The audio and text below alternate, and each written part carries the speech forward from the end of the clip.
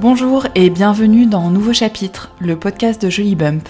Je suis Marie Boyer-Aubert, la fondatrice de Joli Bump, première marque française qui propose une mode durable à porter avant, pendant et après la grossesse.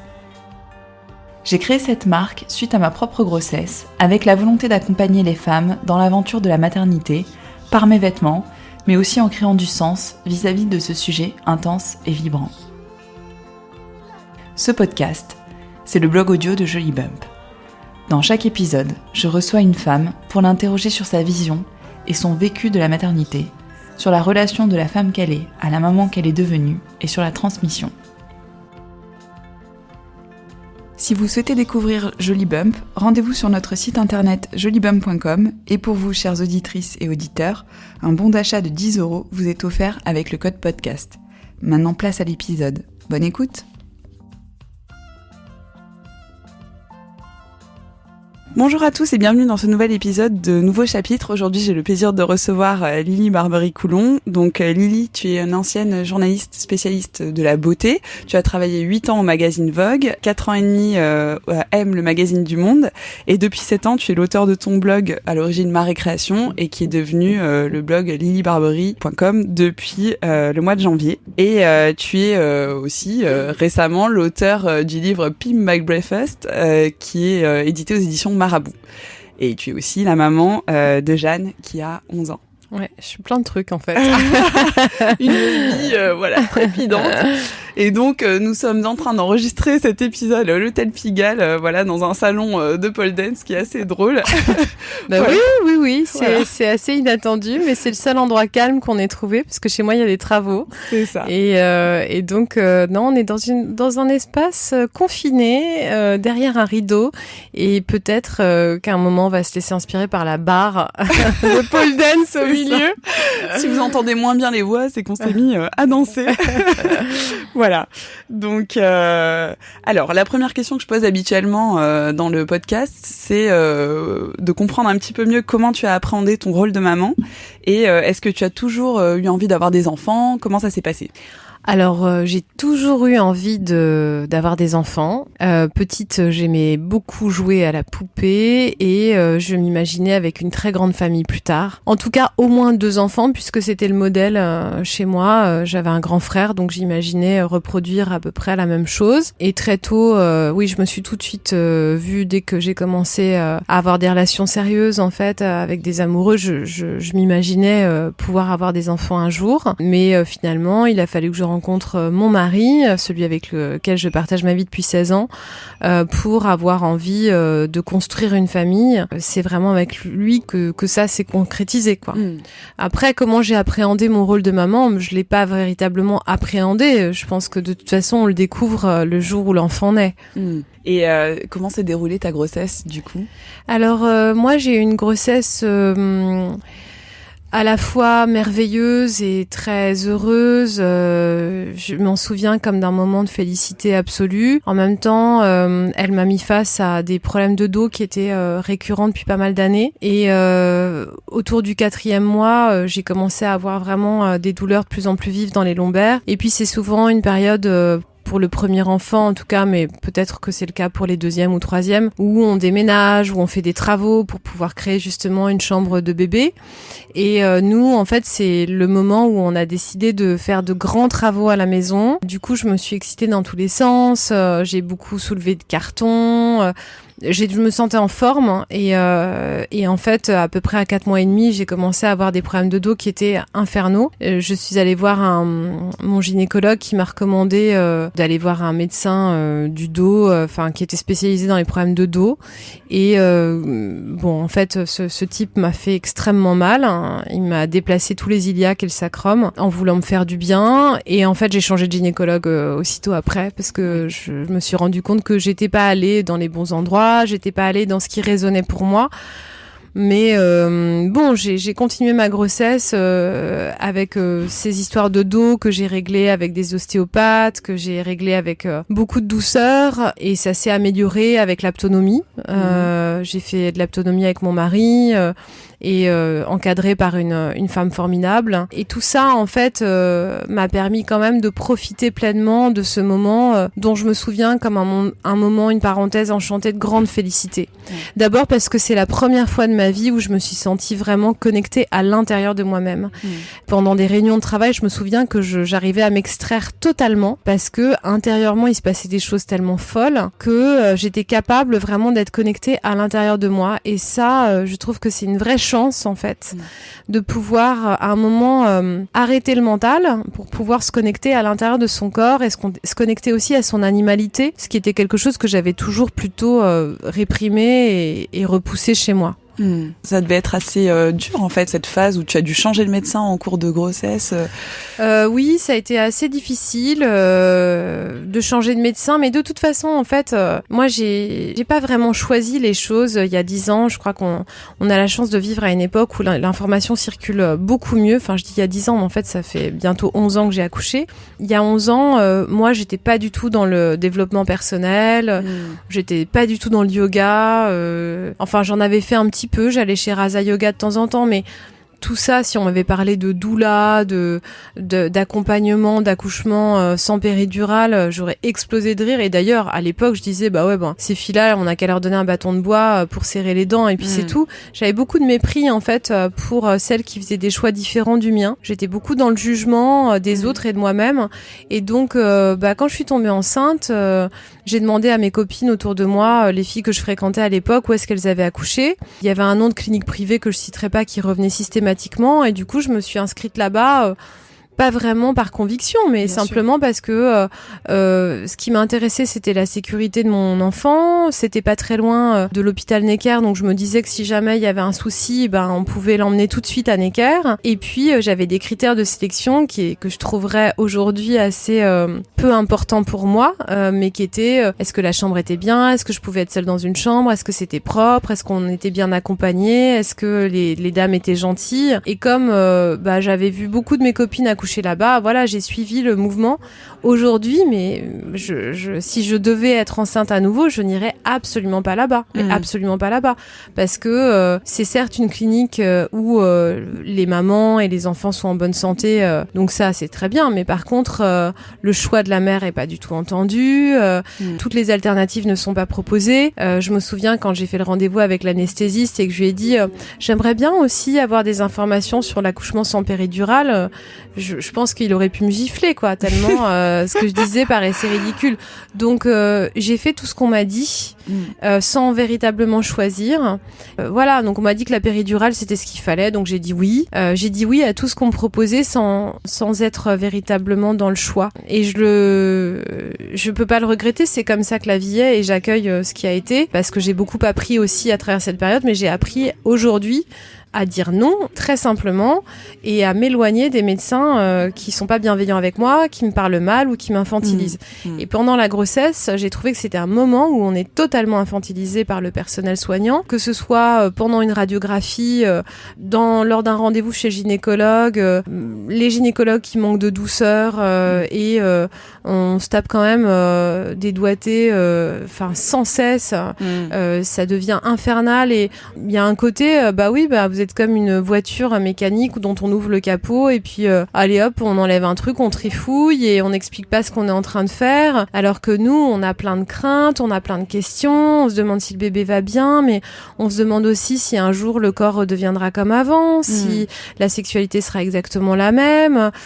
C'est vraiment des questions qui encombrent beaucoup la tête, et au lieu de les libérer, en fait il y a un côté allez, vous allez pas nous saouler, vous savez, les femmes font ça depuis la nuit des temps. Oui. Moi je me suis entourée beaucoup d'hommes, en fait, alors qu'aujourd'hui vraiment, si je devais accoucher à nouveau, c'est certain que je m'entourerais de femmes.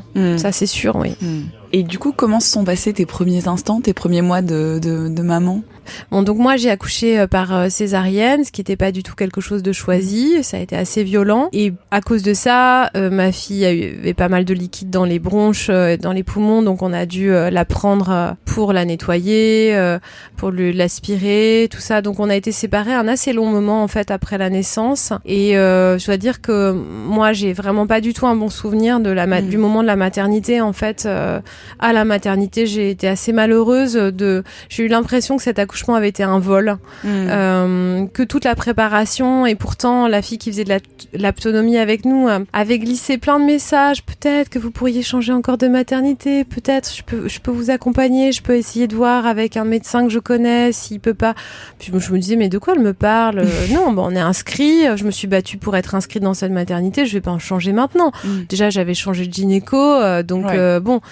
Et elle avait fait une drôle de tête quand je lui avais parlé du nouveau gynéco que j'avais choisi, parce que, bon, ce que je savais pas, mais que j'ai su après, c'est que c'était un gynécologue qui est quand même vraiment spécialisé dans la césarienne et qui en enchaîne énormément. Est-ce que ça aurait pu être autrement ? Je ne le saurais jamais. En tout cas, c'est comme ça que mon enfant est né et c'est comme ça que je l'ai accueilli dans la vie. Donc les premiers 15 jours ont été compliqués parce qu'il fallait que je me remette de cet accouchement qui ne ressemblait pas à celui dont j'avais rêvé, et aussi que je m'adapte au chamboulement énorme que représentait l'arrivée de ce bébé. Le docteur Philippe Grandsen, qui est pédiatre et qui a été le pédiatre de ma fille et qui a écrit ce livre merveilleux qui s'appelle « Bébé, dis-moi qui tu es ». Il disait souvent, quand on venait le voir, c'est Hiroshima mon amour. Mais c'est ça, quoi, c'est la bombe atomique à l'intérieur, et en même temps, c'est un amour, mais incroyable dans la famille qui arrive, quoi. Donc, moi, j'ai commencé à être véritablement dans la béatitude de cette maternité autour de 3 semaines, 1 mois. Quand j'ai commencé à prendre mes marques, à comprendre ce dont ma fille avait besoin, à comprendre son langage, à entendre que toutes les larmes voulaient pas dire la même chose, que son cri, il y en avait qui voulaient dire que elle était fatiguée, d'autres qu'elle avait mal au ventre, d'autres qu'elle avait faim, d'autres qu'elle avait juste besoin d'être câlinée. Et ça, en fait, ce lien en fait entre la mère et l'enfant, ce langage qui se tisse, c'est un truc assez inexplicable, mais qui se fait avec le contact. Alors peut-être que pour certains papas qui s'occupent à plein temps de leur bébé, il se passe la même chose, hein.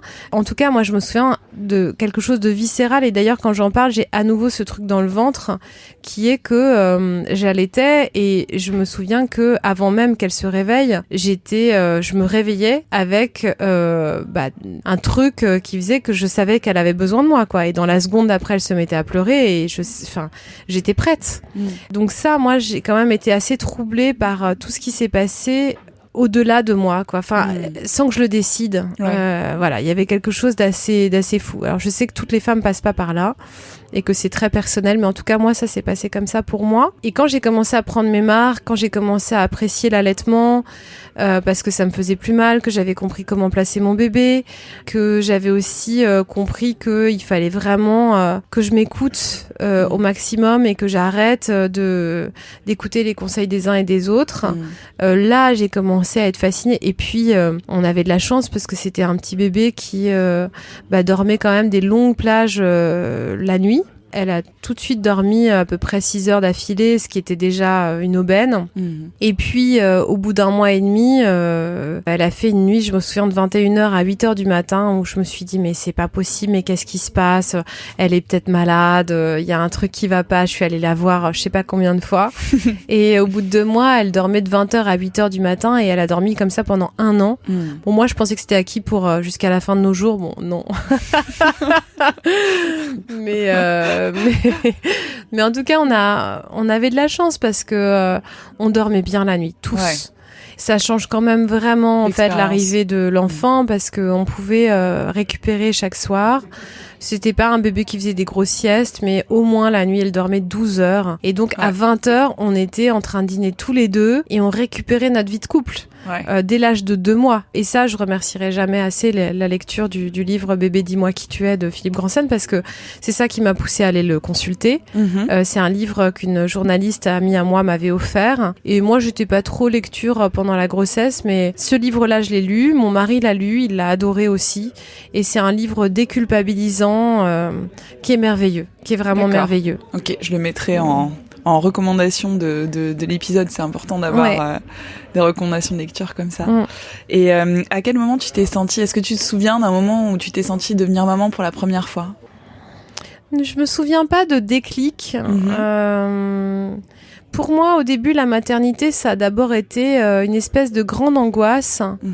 De la responsabilité qui me tombait d'un seul coup sur les épaules, que j'avais la responsabilité pesante de faire en sorte que cette petite personne-là à côté de moi aille bien. Et punaise, je me souviens à la maternité, je la regardais comme on regarde un étranger. Je me disais...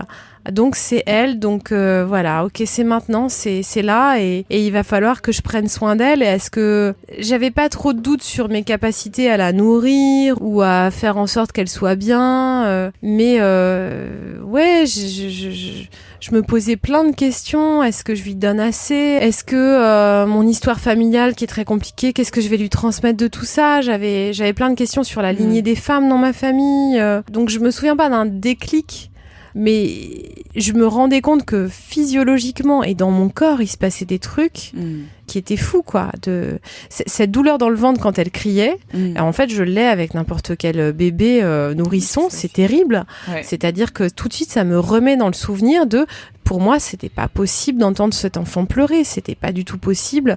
J'entendais la faim, j'entendais un truc, c'est vraiment une projection. Mais en tout cas, je ne pouvais pas la laisser et j'étais satisfaite de la voir repue, avec une goutte de lait dans la bouche, là, à la fin, quand ils sont ivres de lait et d'amour, là, c'est quand même un truc qui est assez satisfaisant. Non, je me souviens pas de déclic, non. D'accord, ça s'est fait progressivement. Ça s'est fait progressivement et surtout, je trouve qu'on parle pas beaucoup. C'est difficile d'ailleurs d'en parler, mais pour moi, l'amour qu'on ressent, que j'ai ressenti, je vais parler à la première personne parce que c'est pas on, c'est moi. Mais l'amour que j'ai ressenti pour ma fille n'a cessé de grandir. Je m'attendais à... D'abord, quand j'étais enceinte, c'était impossible de m'imaginer ce qui allait se passer, en fait. Et même si je savais bien que j'allais avoir un bébé et que je la sentais bouger, j'imaginais pas son visage. J'arrivais pas à me figurer, en fait, à quoi elle allait ressembler. Et en fait, quand elle est là, et quand il y a cette rencontre, c'est quand même... c'est pas comme si moi j'avais pas l'impression qu'elle avait été dans mon ventre pendant 9 mois, quoi.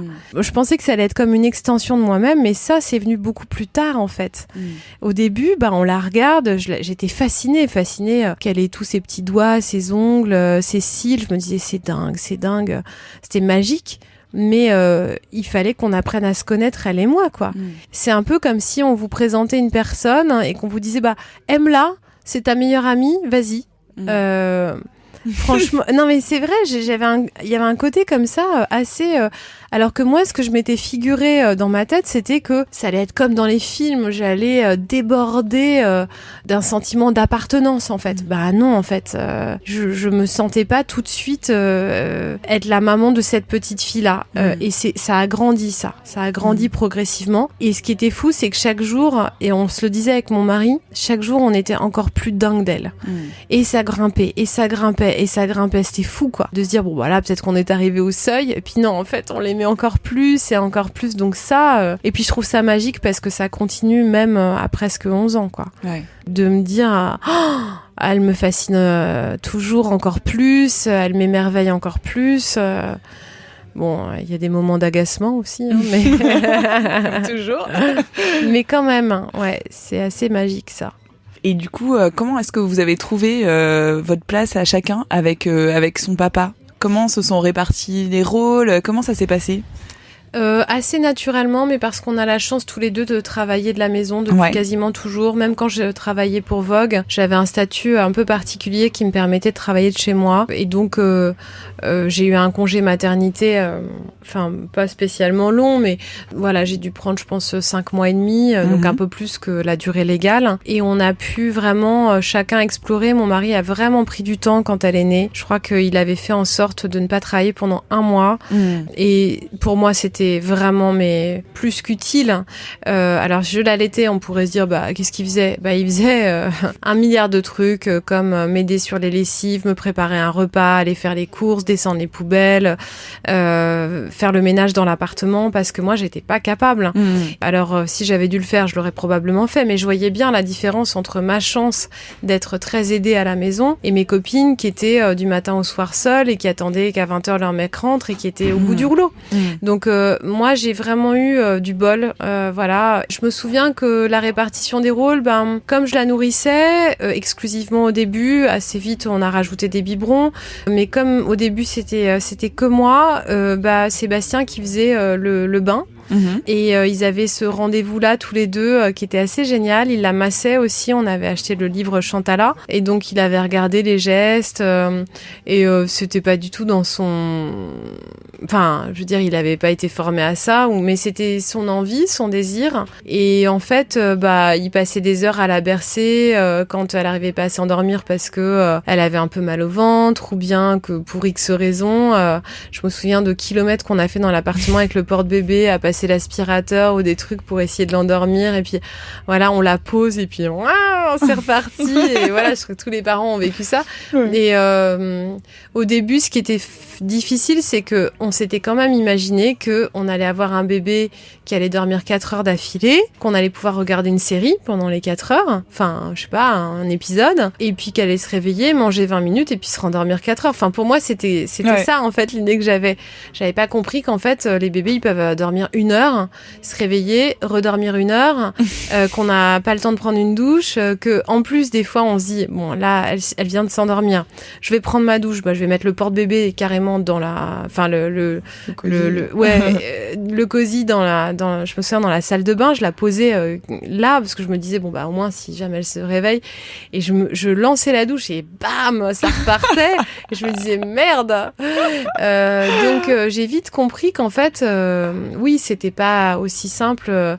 Je me souviens, avant d'avoir un enfant, j'avais une copine qui me disait j'ai le temps de rien faire. Je me disais mais qu'est-ce qu'elle fout, je comprends pas. Je comprends pas, elle est en congé mat, elle a tout son temps. Alors qu'en fait, y a tout le temps un petit truc à faire, quoi. Une lessive, un body, un machin. Et puis, on pensait que tout allait bien. Puis là, l'enfant a inondé sa couche, il y en a partout. Donc, puis il faut changer les draps en pleine nuit, il est 2h du mat, on n'a pas envie. Bon, moi, j'ai été très aidée. Et la répartition des tâches, encore aujourd'hui, je peux pas dire que j'en fasse plus que mon mari. Il y a même souvent, c'est lui qui fait plus de choses liées à ma fille. Enfin, je viens de dire ma fille, il serait pas content. À notre fille. Là, pour le coup, le sentiment d'appartenance est partagé aussi.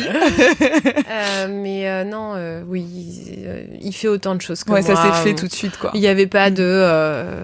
On s'est pas dit, j'ai fait cette couche, tu fais la prochaine. Enfin, je veux dire, les choses se faisaient naturellement. Après, je pense que autour de l'alimentation, même pendant la diversification alimentaire, je pense que c'était plus moi, mais parce que ça me plaisait de faire un baby cook et tout ça. Mais ça me paraît loin, là, maintenant.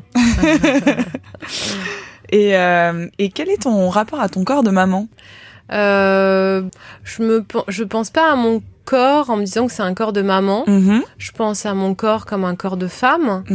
J'avais un rapport particulier à mon corps lorsque j'étais enceinte. Je me suis trouvée très belle quand j'étais enceinte. J'étais fascinée par mon ventre. J'avais eu un petit diabète gestationnel en fin de parcours, donc il fallait que je fasse attention au sucre, ce qui m'a permis de pas prendre trop de poids.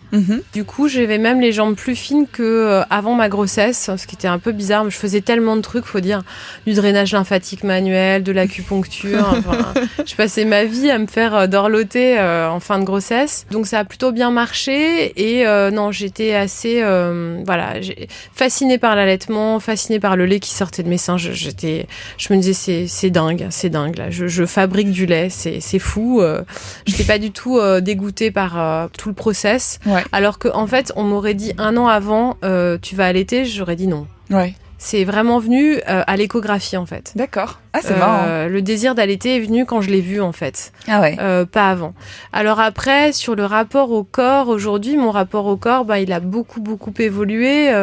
Mais je dirais que ça, c'est pas lié à ma fille. C'est lié à moi et une longue réconciliation avec mon corps qui a démarré il y a 2 ans, mais en fait, qui me permet de moissonner aujourd'hui ce que j'avais enclenché comme travail dès l'âge de 16 ans. Donc voilà, ça a été long. Ouais. Ça a été long, mais en tout cas, aujourd'hui, moi, ce corps, je l'aime beaucoup. Ouais. Je me prends pas du tout pour une bombe atomique, mais en tout cas, quand je me regarde, je m'aime bien. Et mes seins, ils sont un peu abîmés par l'allaitement, ça c'est certain. Mais il y a rien que j'aurais envie de changer. Enfin, de toute façon, il n'y a pas de baguette magique. Donc, en tout cas, avec le rapport que j'ai construit avec ce corps aujourd'hui, je me sens bien et je me sens plus jolie qu'avant ma grossesse. D'accord. Donc 11 ans plus tard, je me dis pas ah ouais bah là j'ai toutes les séquelles de non, pas du tout. Et justement, enfin, ton rapport au corps, je sais que tu pratiques beaucoup le yoga, donc j'imagine que ça a dû... Oui, ça m'a métamorphosée, ouais. T'aider aussi par rapport à ça. Alors, moi, j'ai toujours fait un peu de sport. Même pendant ma grossesse, j'ai fait des choses très douces, j'ai fait de la gym douce, mais j'ai toujours fait au moins une fois par semaine un peu une activité. Bon, une fois par semaine, ça change pas véritablement le corps, hein. Mais c'était un truc d'hygiène et de pouvoir un peu lâcher. Mais je n'ai jamais eu de plaisir à faire du sport.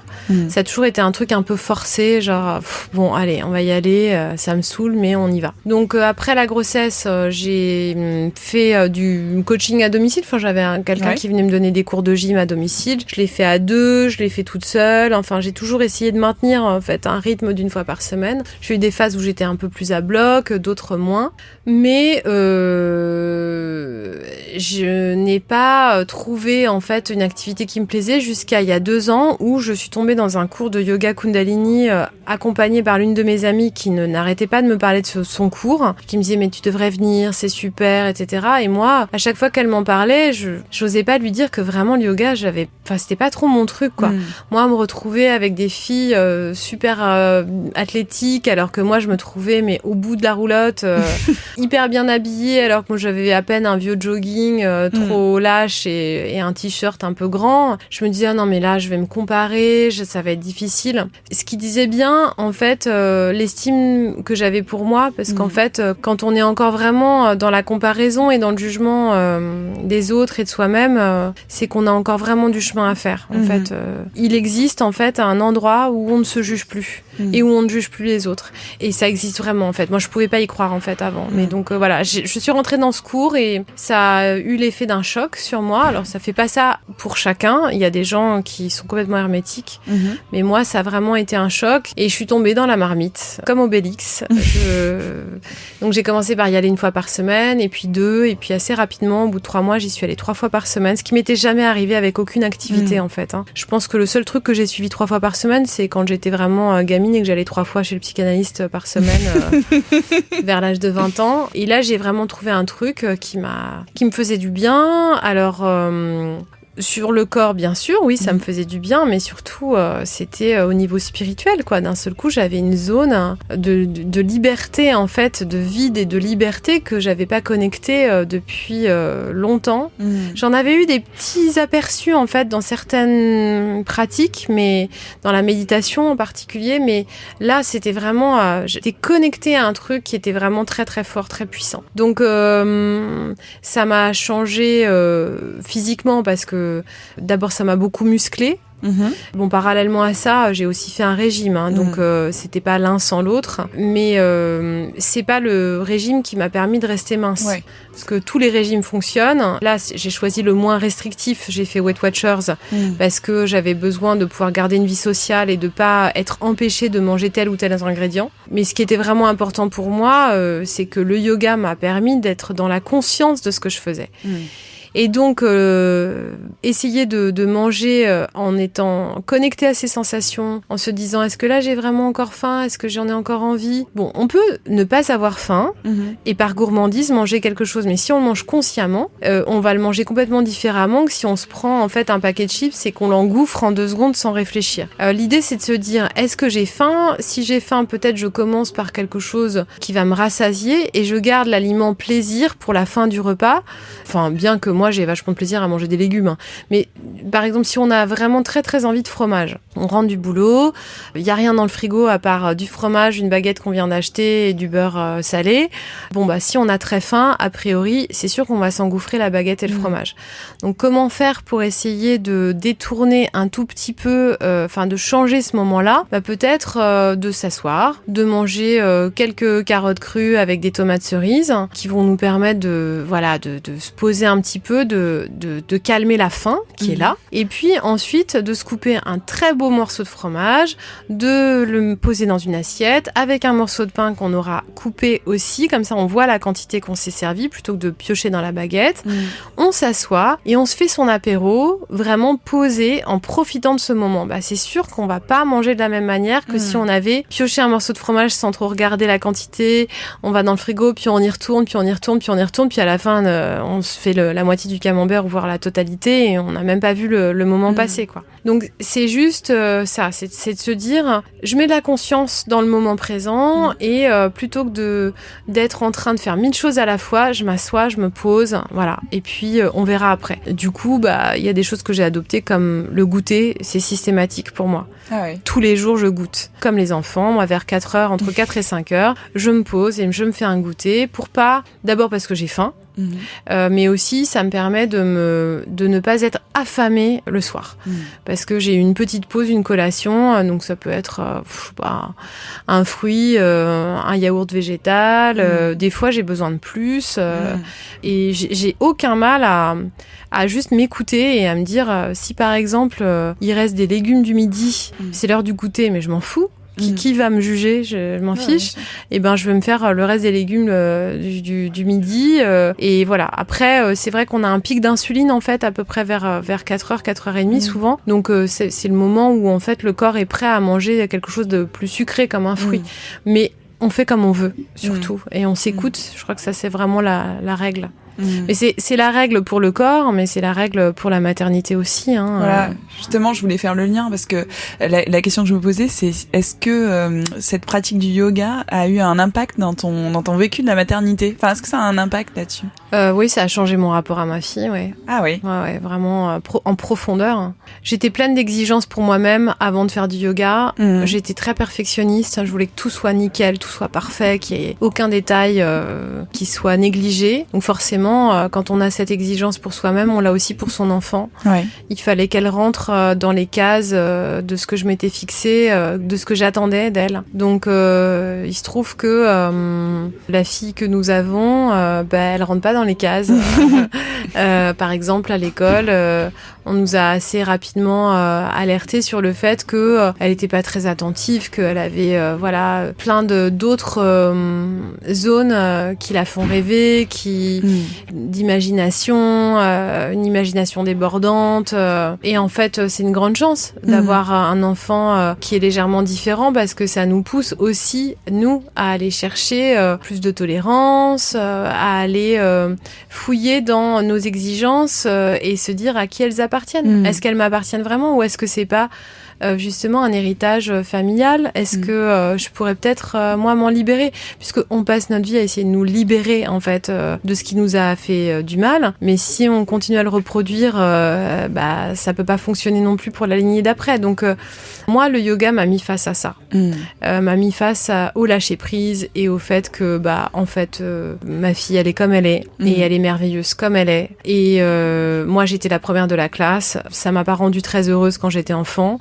Donc pourquoi vouloir absolument que mon enfant fasse partie des meilleurs? Il a fallu vraiment que je travaille là-dessus et c'est vraiment le yoga qui m'a permis de le comprendre, en fait, de suivre mon intuition, parce que quand on fait des très longues méditations, d'un seul coup, on a des idées qui montent, des pensées, pas vraiment des pensées, des images. Et moi, d'un seul coup, j'ai commencé à me dire, mais il va falloir que je la laisse tranquille, quoi. Et du coup, j'ai complètement changé. Enfin, je ne m'occupe plus du tout des devoirs. parce que c'était une zone de turbulence trop importante à la maison. Ça m'agaçait trop. Donc je ne m'occupe pas des devoirs. Je regarde assez peu les notes en fait. Tant que les choses vont, voilà, ça me va. Et je suis dans le renforcement positif beaucoup plus qu'avant. Et en termes de... Voilà, moi je lui apprends plein de choses que je lui aurais pas appris avant. Je lui ai appris des mantras positifs, je lui ai appris la visualisation, je lui ai appris la méditation, je lui ai appris à respirer, à se servir de son souffle dans des moments où elle en a besoin. Et il y a pas très longtemps, je suis partie une semaine en formation de yoga justement. Mon mari s'est retrouvé seul pendant qu'elle partait en vacances à l'île de Ré avec une de ses copines. Et elle a laissé un petit mot à l'attention de son papa en lui disant n'oublie pas que nous sommes reliés, qu'il y a un cordon invisible entre chacun d'entre nous et que tu peux te servir de ce lien quand tu veux. Moi, ça m'a vachement émue parce que c'est quelque chose super. Que je lui dis en fait depuis 2 ans, de ce lien en fait invisible dont on peut servir quand on en a besoin. Et en fait, j'essaye surtout de la connecter et de lui dire à quel point, en fermant les yeux, elle peut visualiser la lumière qu'elle a à l'intérieur d'elle, scintillante, vibrante, aussi miroitante que de l'eau à la surface de la mer quand il y a du soleil qui vient l'éclairer.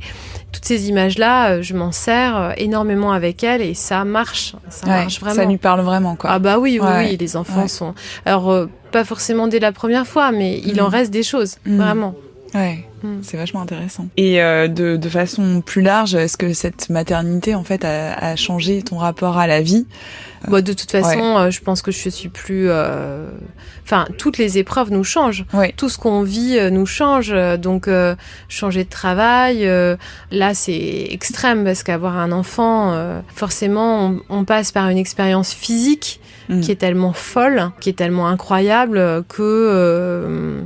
on peut pas en ressortir totalement neutre, ou alors c'est qu'on est véritablement déconnecté en fait de ce qui s'est passé à l'intérieur. Mais voilà, à l'intérieur de notre ventre, à l'intérieur de ce qui est presque un temple chez nous, on a été dans la créativité la plus pure et s'est construit un corps humain, une vie qu'on a nourrie. Et peu importe qu'on donne le biberon ou qu'on allaite, ça, moi je m'en fiche complètement. Mais en tout cas, on a nourri cet enfant. Enfin. Et on l'a mis au monde. Qu'on soit aidé, pas aidé, césarienne, peu importe. Enfin, il se trouve qu'on l'a mis au monde. Et je trouve que ça, forcément, ça a un impact. Ça a changé mon rapport à l'idée de la réussite. Parce que pour moi, il était devenu urgent, mais urgentissime, après la naissance de Jeanne, de faire quelque chose qui me rende heureuse. Et c'est pour ça que j'ai créé mon blog. Parce que j'étais pas heureuse dans le magazine pour lequel je travaillais à cette époque-là. J'étais pas maltraitée, j'avais une vie qui était plutôt dorée. Les gens me disaient très chanceuse autour de moi. Je voyageais dans des endroits magnifiques et luxueux. J'étais très appréciée par l'industrie dans laquelle je travaillais, donc j'avais aucune raison d'en sortir, mais je sentais en fait qu'il y avait autre chose, que j'avais besoin d'autre chose et que j'avais besoin d'exprimer, de m'exprimer en tout cas sur d'autres sujets que la beauté. Et donc c'est formidable parce que ce blog je l'ai créé en me disant moi j'ai besoin de me réaliser pour pouvoir montrer un modèle féminin qui soit plus positif que d'être tout le temps dans la plainte.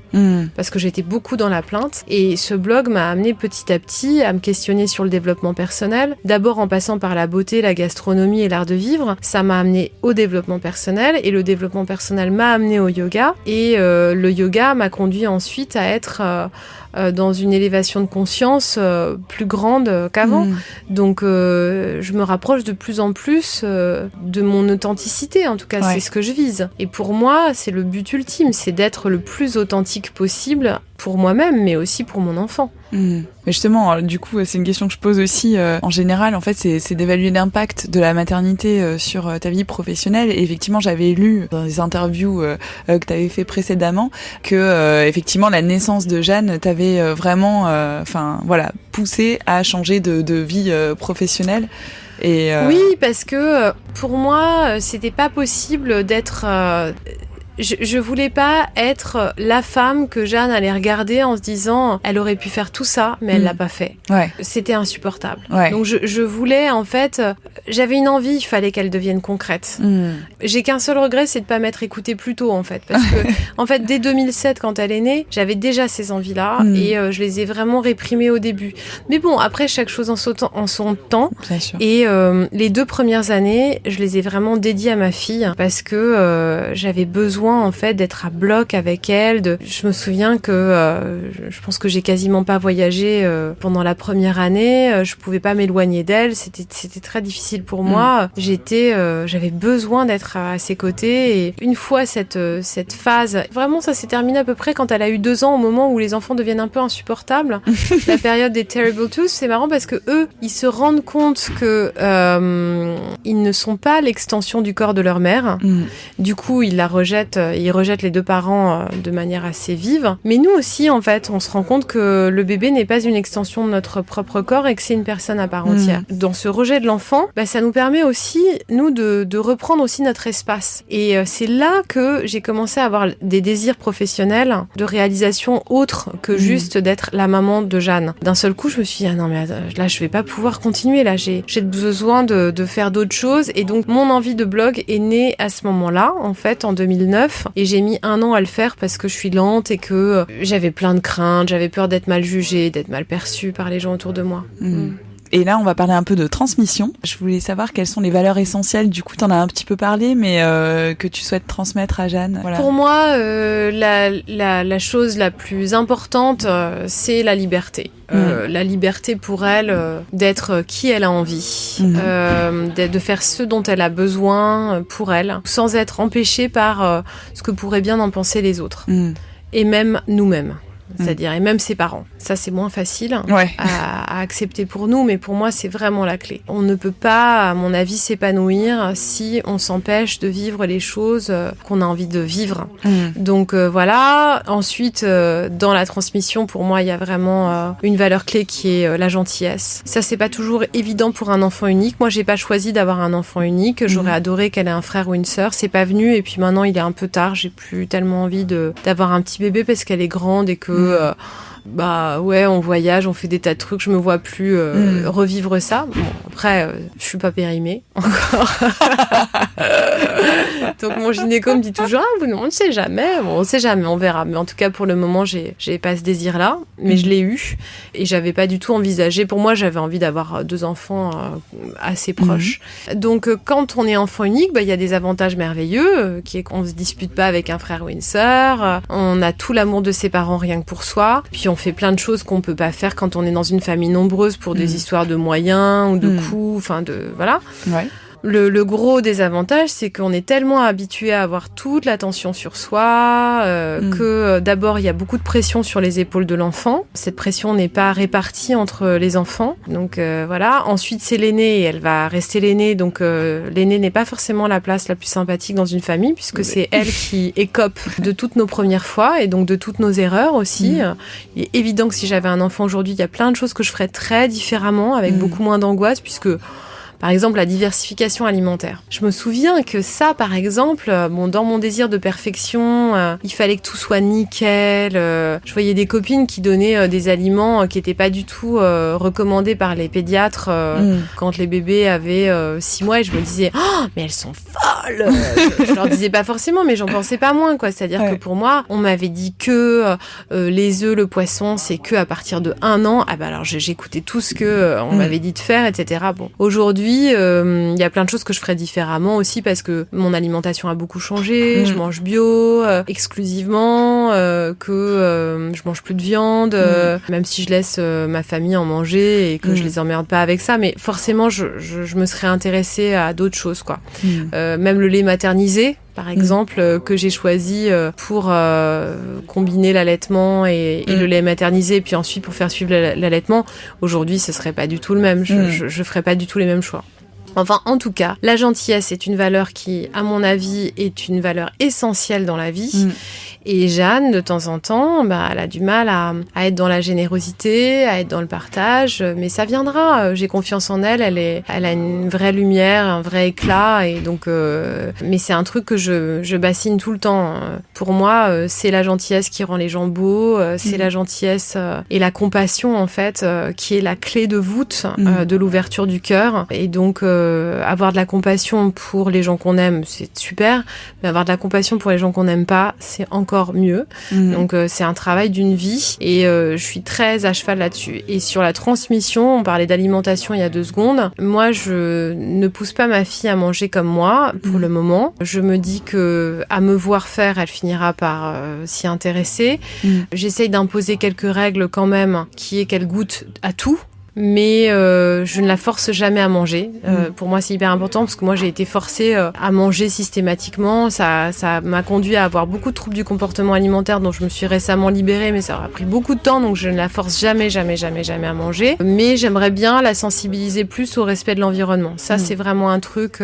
J'espère que en grandissant, en allant au collège, en étant alertée sur ces sujets, parce que c'est eux la relève et que s'ils sont pas concernés, les premiers qui continuent qu'ils voient pas l'impact entre ce qu'ils achètent, ce qu'ils mangent, ce qu'ils consomment et la planète, on est mal. Pour moi, c'est vraiment essentiel. Donc, je suis très...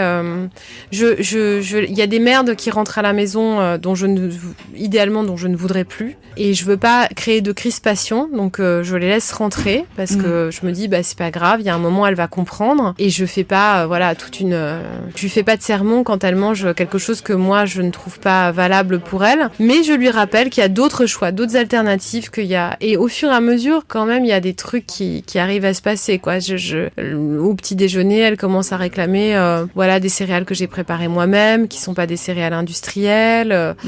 Et il y a des choses où j'ai réussi certaines pâtes à tartiner ne rentrent plus à la maison.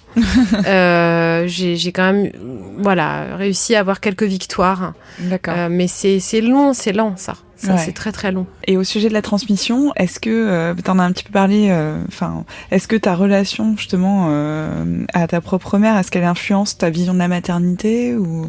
De toute façon, on est la mère de son enfant, mais on est aussi la fille de sa mère. Donc, bien sûr, je suis la mère que je suis aujourd'hui parce que j'ai eu la mère que j'ai eue. Et je crois surtout que, sans aucun jugement de ma part, les mères, quelles qu'elles soient aimantes, maltraitantes, elles font du mieux qu'elles peuvent. Même les mères maltraitantes. Elles font du mieux qu'elles peuvent avec leur propre histoire. Donc l'idée, c'est de replacer chacun et chacune dans son contexte et de respecter la lignée, de la voir avec distance. Et oui, bien sûr que on se construit souvent en opposition à. Moi, il y a beaucoup de choses que je ne voulais pas faire comme ce que moi j'avais vécu, mais il y a quand même des choses ma mère est quelqu'un qui aime, je crois, qui nous a appris à aimer recevoir, à organiser des dîners. Ça, c'est quelque chose que je crois, je continue à faire et que je transmets à ma fille. Elle voit le soin que je mets dans la préparation de ma table et elle aime ça elle aussi. Et donc, pareil, ma mère m'a transmis le goût du voyage et ça, j'ai vraiment, j'en ai hérité et je le transmets à ma fille à son tour. Pour moi, ça, c'est important. J'essaie de transmettre le bon, et puis, il n'y a pas que le bon. De toute façon, il y a aussi des tas d'ombres, et ma fille est tout à fait au courant des ombres, et ça fait partie de son héritage. Elle aura à s'en libérer comme moi, malheureusement, c'est comme ça. Moi, j'avais imaginé, en fait, parce que j'ai pas vu ma mère pendant très très longtemps, pendant quasiment 20 ans, j'avais imaginé que je pourrais avoir un enfant et couper tous les liens du dessus, tous les ascendants, en fait, c'était comme un arbre généalogique où il y aurait plus de branches, mais je serais juste le tronc et ça suffirait. En fait, non, ça marche pas. Ça marche pas du tout. Au contraire, l'enfant nous relie à toute notre histoire et de manière frontale. Donc, si on veut pas la regarder bien comme elle est, on va se prendre le mur de toute manière à un moment ou un autre. Et donc, oui, ça m'a reliée de manière très forte à ce qui m'était arrivé, ce qui était arrivé à mes grands-mères aussi. Dans les mémoires cellulaires, moi, j'ai beaucoup travaillé là-dessus. Et on parlait de mon dos tout à l'heure, mais ce que Jeanne m'a permis, son arrivée et les douleurs de dos que j'ai eues au moment de sa grossesse, enfin au moment de ma grossesse et quand je l'attendais, elles m'ont permis de faire un travail justement sur les mémoires dans ma famille. J'ai lu beaucoup, un bouquin je crois qui s'appelle L'arbre gynécologique qui était hyper intéressant sur l'ostéopathie intrapelvienne, qui est je crois interdite en France pour des raisons lugubres, mais qui en tout cas moi m'a beaucoup aidée.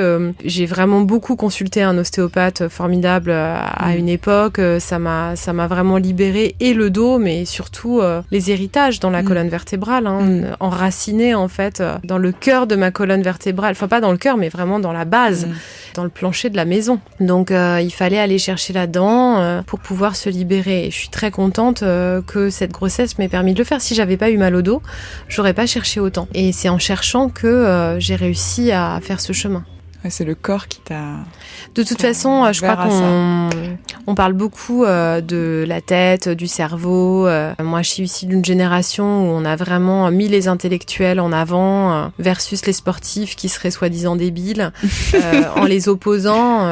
C'est une erreur fondamentale parce que pour moi, le corps ne ment jamais. Autant la tête peut nous raconter des histoires autant qu'elle veut, mais le corps, lui, il ment pas.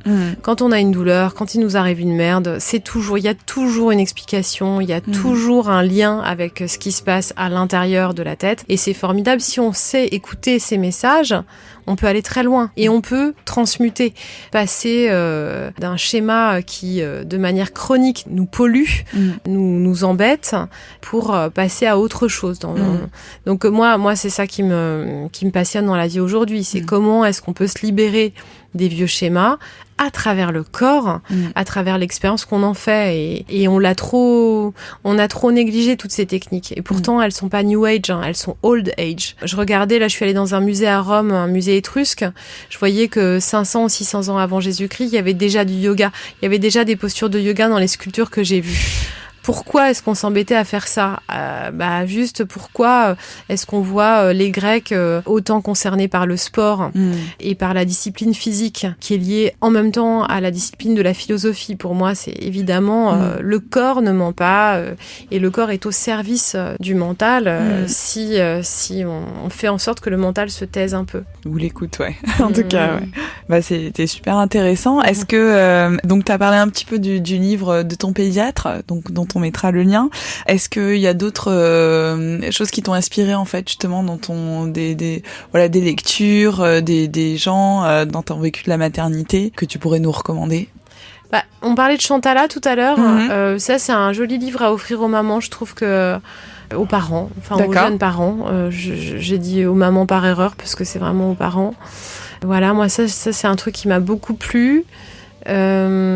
Je crois qu'il faut vraiment beaucoup lire sur les accouchements. Aujourd'hui, on est vraiment dans une période fantastique. Je conseillerais aussi les livres d'Odile Chabriac, Âme de sorcière, et le livre de Camille Sfez, La puissance du féminin, qui chacun à leur manière parle de la magie du féminin. Et quand on est enceinte, qu'on attend un enfant, c'est le moment ou jamais de se connecter à son utérus, à cette zone de créativité incroyable qu'on a à l'intérieur de nous, à cette énergie qui est fabuleuse et on a la chance d'être des femmes, on a vraiment une chance immense en fait.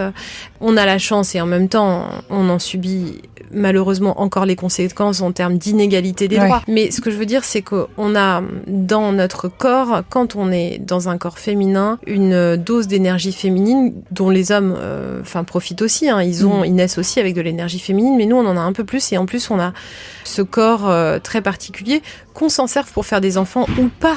C'est-à-dire que ça passe pas forcément par la maternité pour pouvoir être connecté à cette énergie féminine. Quand je dis se connecter à son utérus, ça veut pas forcément dire qu'il faut avoir fait des enfants pour être connecté à ça. Mais en tout cas, on a dans le bas-ventre quelque chose qui nous différencie et une intériorité qui n'a rien à voir avec la féminité. Je parle pas de la féminité, je parle du féminin.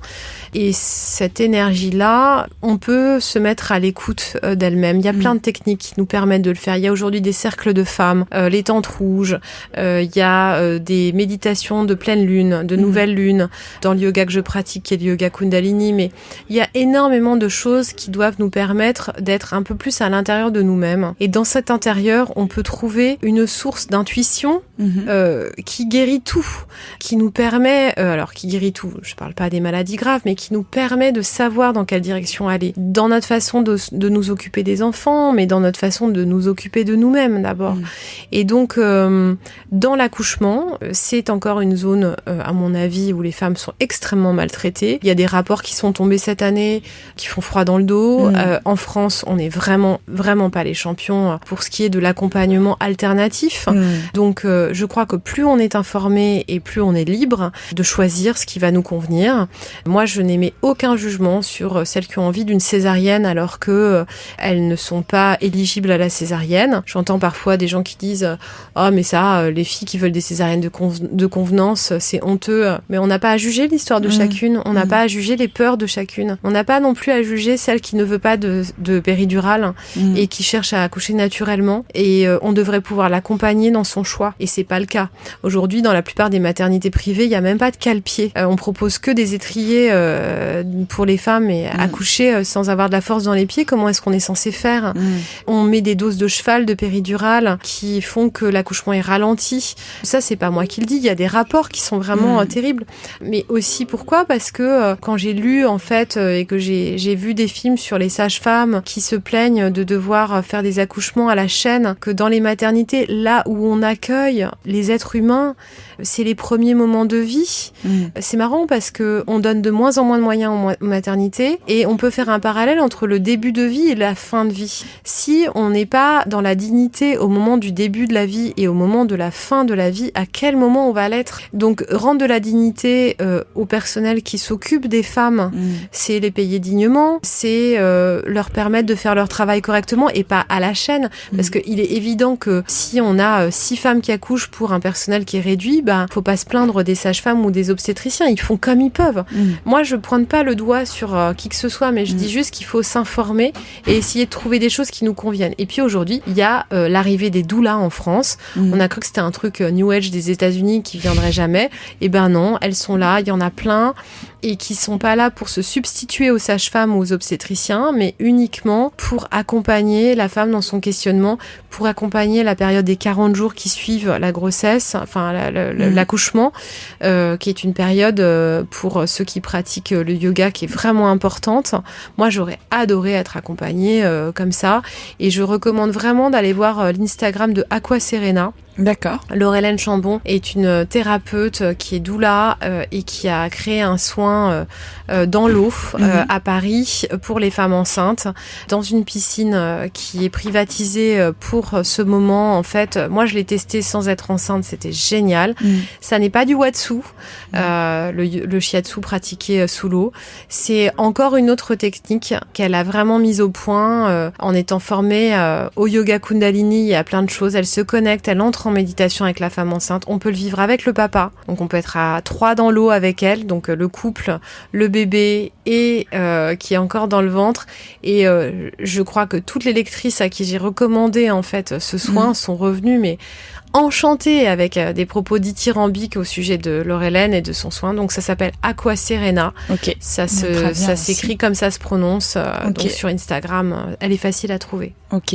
Et juste pour les doulas, en fait, c'est quoi exactement? C'est comme des sages-femmes. C'est pas exactement non. Alors elles accouchent pas, elles accompagnent. Elles accompagnent toute la grossesse. D'accord. Alors souvent elles sont formées en yoga prénatal et elles vont en fait accompagner la mère, éventuellement le père s'il le souhaite, dans toutes les questions autour du corps. D'accord.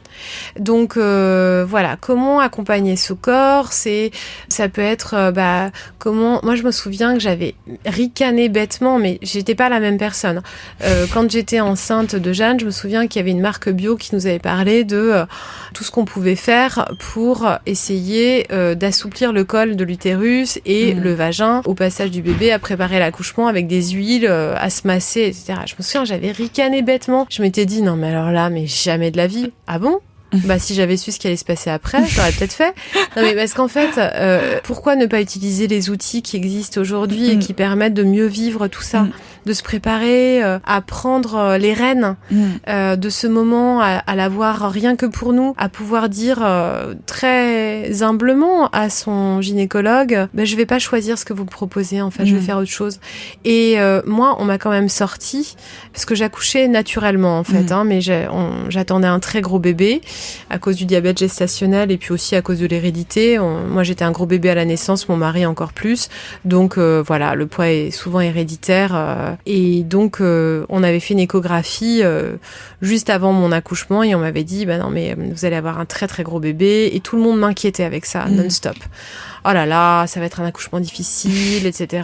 Donc c'est super en fait pour projeter une femme dans une pensée positive, de dire toute la journée que ça va être atroce, qu'elle va souffrir terriblement et que pour le bébé ça risque. On me parlait de dystosie des épaules, on me disait non mais vous savez les bébés qui naissent avec ce genre de poids, il faut leur casser les clavicules pour les faire passer, ce qui c'est vrai peut arriver, mais enfin c'était complètement fou. J'ai jamais entendu ça.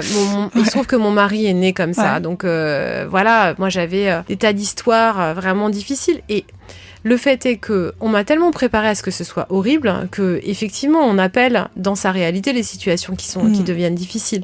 Mais moi je ne voulais pas accoucher par césarienne, je voulais vraiment accoucher par voie basse et j'ai le bassin qui est tout à fait capable et qui a la largeur en fait de faire passer un bébé par voie basse même d'un gros poids. Et en fait, on m'en a pas laissé l'opportunité puisque j'ai perdu les os et en fait mon obstétricien est arrivé, il a décidé qu'il fallait faire une césarienne et que c'était comme ça. Et je saurais jamais si c'était ce qu'il y avait de mieux pour moi ou pas. Il y a plein de médecins qui me diraient aujourd'hui, vous avez une chance folle, vous avez eu un très bon obstétricien, il a pris la bonne décision et votre enfant va bien, vous allez bien, vous avez une cicatrice minuscule et tout va bien. Et peut-être que c'est le cas, mais n'empêche que je n'étais absolument pas capable de dire quoi que ce soit.